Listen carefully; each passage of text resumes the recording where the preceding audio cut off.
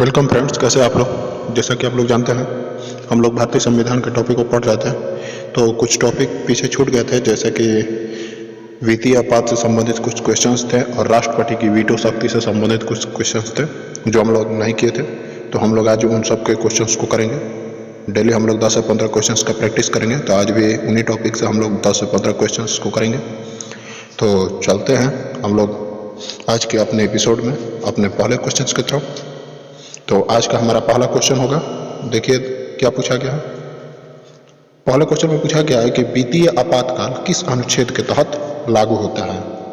अनुच्छेद 352 के तहत, अनुच्छेद 355 के तहत, अनुच्छेद 360 के तहत और अनुच्छेद 358 के तहत वित्तीय आपातकाल किस अनुच्छेद के तहत लागू होता है। बताइए, इंपॉर्टेंट क्वेश्चन हो जाता है और आसान भी क्वेश्चन है।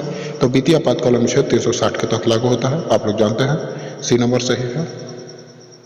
अगले क्वेश्चन की तरफ चलते हैं। अगले क्वेश्चन में देखिए क्या पूछा गया है, वित्तीय आपातकाल किस देश के संविधान से लिया गया होगा। किस देश के संविधान से लिया गया है। तो वित्तीय आपातकाल किस देश के संविधान से लिया गया है, इंपॉर्टेंट क्वेश्चन हो जाता है। वित्तीय आपातकाल यूएसए के संविधान से लिया गया है। हमारा ऑप्शन नंबर सी सही है। अगले क्वेश्चन की तरफ चलते हैं। अगले क्वेश्चन में पूछा गया कि वित्तीय आपातकाल को लागू कौन करता है। प्रधानमंत्री, राष्ट्रपति, सुप्रीम कोर्ट, मंत्रिमंडल। सभी लोग जानते हैं वित्तीय आपातकाल को लागू कौन करता है। वित्तीय आपातकाल राष्ट्रपति लागू करते हैं मंत्रिमंडल की सलाह पर। ऑप्शन नंबर बी सही है। अगले क्वेश्चन की तरफ चलते हैं। पूछा गया वित्तीय आपातकाल किसकी सलाह पर राष्ट्रपति लागू करता है। अभी हमने आपको बताया वित्तीय आपातकाल राष्ट्रपति मंत्रिमंडल की सलाह पर लागू करता है, तो ऑप्शन नंबर डी सही है। अगले क्वेश्चन की तरफ चलते हैं। अगले क्वेश्चन में देखिए क्या पूछा गया है।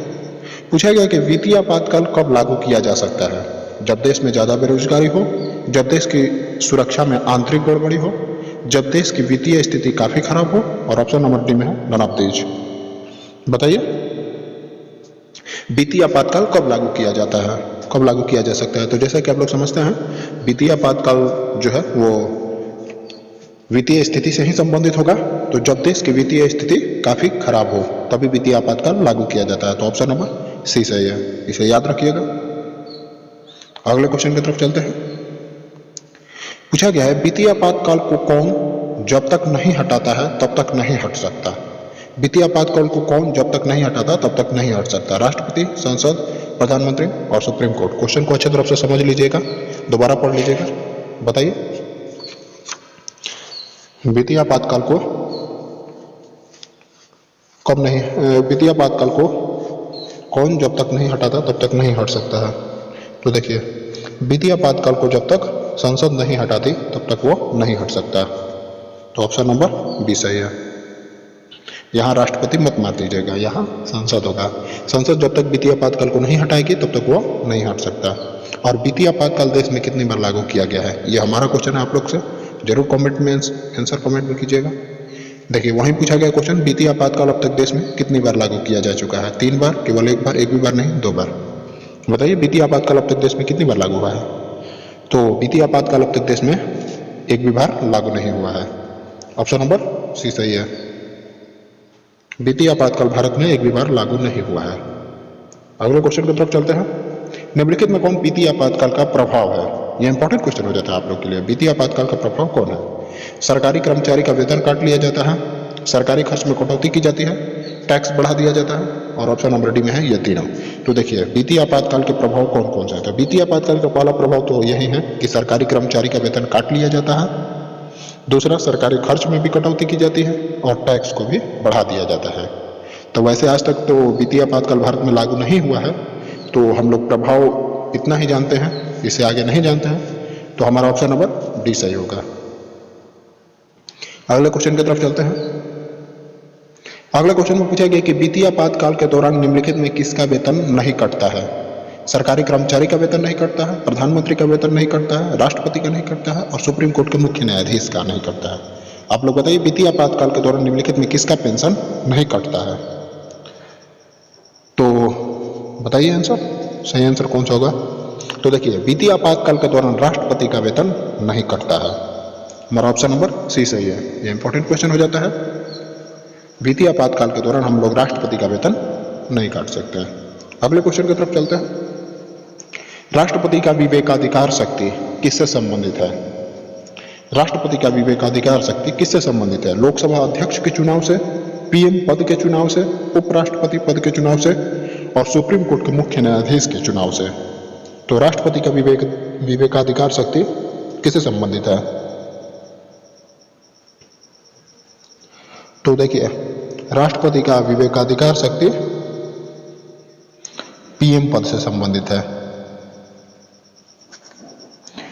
राष्ट्रपति का विवेकाधिकार शक्ति किससे संबंधित है? पीएम पद से संबंधित है।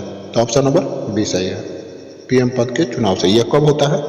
देखिए, इस शक्ति का प्रयोग तब होता है जब इस शक्ति का प्रयोग राष्ट्रपति अपनी इच्छा अनुसार करता है। इसका प्रयोग लोकसभा भंग होने पर किया जाता है, लोकसभा के त्रिशंकु होने पर किया जाता है। यानी कि अगर किसी को बहुमत ना मिले, बराबर हो जाए, तब इसका प्रयोग किया जाता है। जब लोकसभा में किसी को बहुमत नहीं मिलता है, तब राष्ट्रपति किसी भी दल के नेता को पीएम घोषित कर सकते हैं और फिर 30 दिनों के भीतर बहुमत सिद्ध करने को कहा जाता है।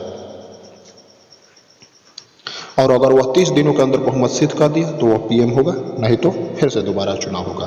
तो राष्ट्रपति का विवेकाधिकार शक्ति पीएम पद के चुनाव से संबंधित है, जिसमें राष्ट्रपति अपने विवेकाधिकार शक्ति से पीएम का चुनाव करते हैं। यदि लोकसभा में मिले वोट, बहुमत किसी को ज़्यादा न मिले, यदि बहुमत बराबर मिले। तो चलिए चलते हैं अगले क्वेश्चन की तरफ। किसी विधेयक को रोकने की शक्ति क्या कहलाती है? विवेकाधिकार शक्ति, वीटो शक्ति, विशेषाधिकार शक्ति और नॉन ऑफ दीज। तो किसी विधेयक को रोकने की शक्ति राष्ट्रपति की वीटो शक्ति कहलाती है। ऑप्शन नंबर बी सही है। राष्ट्रपति के पास कितने प्रकार की वीटो शक्ति होती है? आप लोग के लिए क्वेश्चन होगा। देखिए, अगले क्वेश्चन में पूछा गया है कि वीटो शक्ति का प्रयोग कौन करता है? तो वीटो शक्ति का प्रयोग राष्ट्रपति करता है। वीटो शक्ति का प्रयोग कौन करता है? वीटो शक्ति का प्रयोग राष्ट्रपति करता है। ऑप्शन नंबर बी सही है। अगले क्वेश्चन की तरफ चलते हैं। पूछा गया कि वीटो शक्ति कितने प्रकार की होती है? तो हमने अभी आपसे पूछा था वीटो शक्ति कितने प्रकार की होती है। तो राष्ट्रपति की वीटो शक्ति कितने प्रकार की होती है? 3 प्रकार की होती है। पहले अत्यंतकारी वीटो शक्ति, दूसरा निलंबनकारी और तीसरा जैव वीटो या पॉकेट वीटो शक्ति। आप लोग याद रखिएगा, ऑप्शन नंबर बी सही है। इंपॉर्टेंट क्वेश्चन हो जाता है आप लोग के लिए, ये बार बार कंपटीशन में पूछा गया। अब देखिए, राष्ट्रपति जब किसी विधेयक को पूरी तरह से रद्द कर देता है तो उसे क्या कहा जाता है? राष्ट्रपति जब किसी नियम, कानून या विधेयक को पूरी तरह से रद्द कर देता है तो उसे क्या कहा जाता है? निलंबनकारी वीटो, अत्यंतकारी veto, pocket veto, none of these. तो राष्ट्रपति जब किसी विधेयक को पूरी तरह से रद्द कर देता है तो उसे अत्यंतकारी वीटो शक्ति कहा जाता है। अत्यंतकारी वीटो शक्ति कहा जाता है, जो कि अब समाप्त हो चुका है। धीरे धीरे राष्ट्रपति की शक्ति भी खत्म की जा रही है, तो अत्यंतकारी वीटो शक्ति अब समाप्त हो चुका है। तो ऑप्शन नंबर बी सही है। अब राष्ट्रपति किसी भी विधेयक को पूरी तरह से रद्द नहीं कर सकता है। अगले क्वेश्चन की तरफ चलते हैं। अगले क्वेश्चन में पूछा गया कि जब राष्ट्रपति किसी विधेयक को पुनः विचार के लिए लौटाते हैं तो उसे क्या कहा जाता है? निलंबनकारी वीटो, अत्यंतकारी veto, pocket veto, none of these. जब राष्ट्रपति किसी विधेयक को पुनः विचार के लिए लौटाते हैं तो उसे क्या कहा जाता है? जब राष्ट्रपति किसी विधेयक को पुनः विचार के लिए लौटाते हैं उसे निलंबनकारी वीटो कहा जाता है। ऑप्शन नंबर ए सही है। अगले क्वेश्चन की तरफ चलते हैं। जब राष्ट्रपति किसी विधेयक पर हस्ताक्षर न करे और उसे अपने पास ही रख दे तो उसे क्या कहा जाता है? उसे कहा जाता है पॉकेट वीटो। आप लोग समझ गए कि अपने पास रखें यानी अपने जेब में रख दे तो उसे पॉकेट वीटो कहा जाता है। और पॉकेट वीटो का प्रयोग एक बार हो चुका है, डाक संशोधन विधेयक 1996 पर राष्ट्रपति ज्ञानी जैन सिंह ने जे वीटो का प्रयोग किया था। तो हमारा इसमें पॉकेट वीटो सही हो जाएगा।